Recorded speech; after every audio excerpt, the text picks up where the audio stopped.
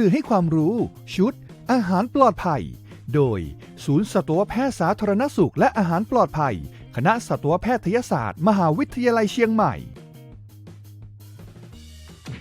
Clean Meat ทางเลือกหรือทางรุ่งสวัสดีครับเพื่อนๆวันนี้เราจะมาพูดกันเกี่ยวกับ Clean Meat เพื่อนๆบางคนอาจจะเคยได้ยินเรื่องนี้มาบ้างแล้วนะครับที่มีการทดลองเพาะเลี้ยงเซลล์เนื้อเยื่อในห้องทดลองเพื่อผลิตเป็นเนื้อสัตว์โดยมีแนวคิดในการลดทรัพยากรในการเลี้ยงสัตว์และเพื่อตอบสนองต่อความต้องการในการบริโภคเนื้อสัตว์ที่เพิ่มมากขึ้นในอนาคตของประชากรโลกวันนี้เรามาเรียนรู้ไปพร้อมๆกันเลยครับว่าเจ้า Clean Meat นี้จะเป็นทางเลือกหรือทางรุ่งในการทดแทนเนื้อสัตว์ในอนาคตตามไปชมกันเลยครับ Clean Meat หรือมีชื่อเรียกในหมู่นักวิชาการและนักวิจัยหลากหลายชื่อไม่ว่าจะเป็น Cell Based Meat Lab Grown Meat Culture Meat ซึ่งหมายถึง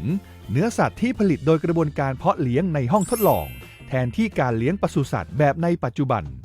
ซึ่งต้องอาศัยที่ดินโรงเรือนอาหารน้ำและสุดท้ายสัตว์เหล่านี้จะต้องผ่านกระบวนการในโรงฆ่าเพื่อกลายมาเป็นเนื้อที่เรารับประทานกันอยู่ในทุกวันนี้ครับโดยแนวคิดการผลิตเนื้อสัตว์ที่เกิดจากการเพาะเลี้ยงในห้องทดลองนี้มีมาตั้งแต่ช่วงต้นปี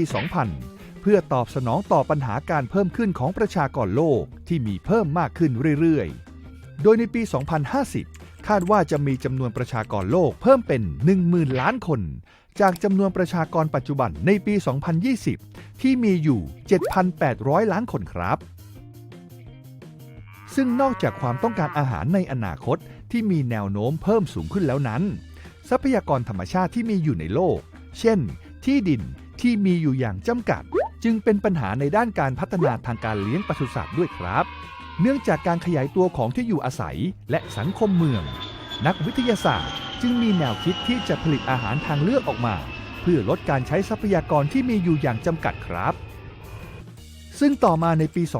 2013 ศาสตราจารย์มาร์คโพสจากมหาวิทยาลัยมาสทริสต์ประเทศเนเธอร์แลนด์ได้เอาแนวคิดนั้นมาทำให้เป็นรูปธรรมมากขึ้นโดยใช้สเต็มเซลล์ซึ่งเป็นเซลล์ต้นกำเนิดของเนื้อเยื่อแต่ละชนิดมาทำการเพาะเลี้ยงซึ่งเจ้าสเต็มเซลล์นี้เป็นเซลล์ที่พบเป็นส่วนประกอบของเนื้อเยื่อแต่ละชนิดในร่างกายทั้งของคนและสัตว์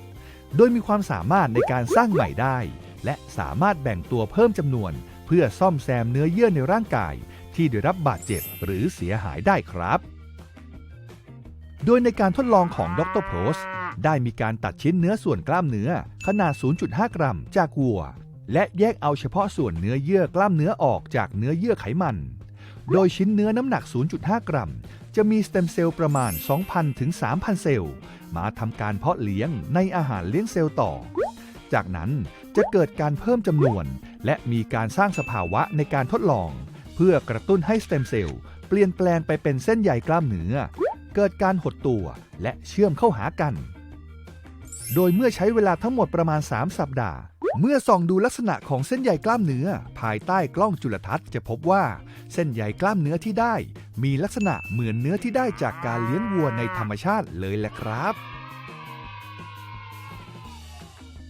โดยศาสตราจารย์โพสได้อธิบายว่าเนื้อเยื่อขนาดเล็กที่เราเอามาจากวัวเพื่อนำมาเป็นต้นกำเนิดในการเพาะเลี้ยงนั้นหากเราเพิ่มจำนวนเซลล์เหล่านั้นเป็นเท่าตัวโดยใช้การเพิ่มจำนวนทั้งหมด 25 รอบจะได้เนื้อถึง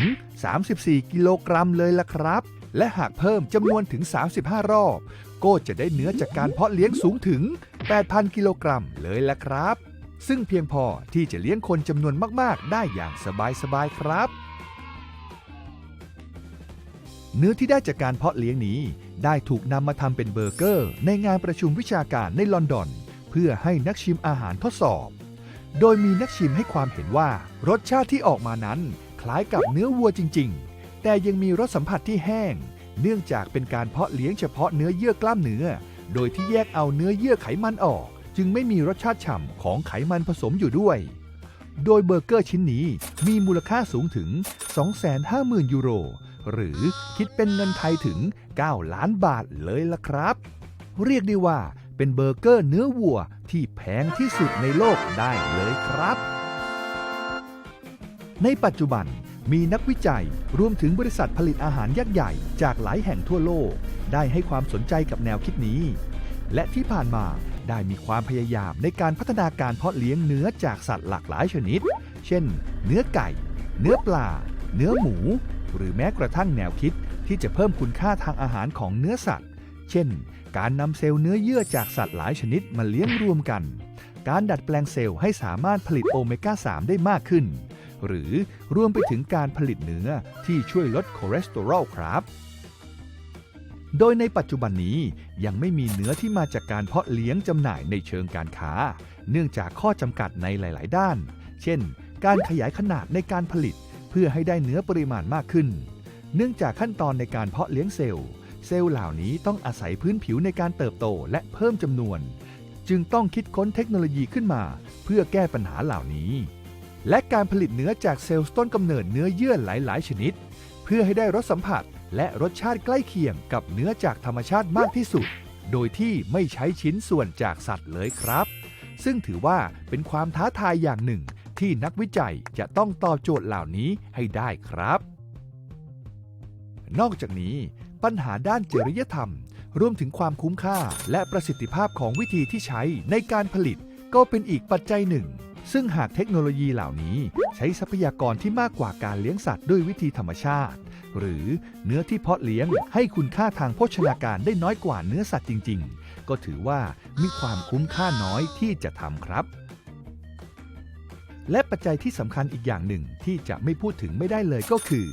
ราคานั่นเองครับ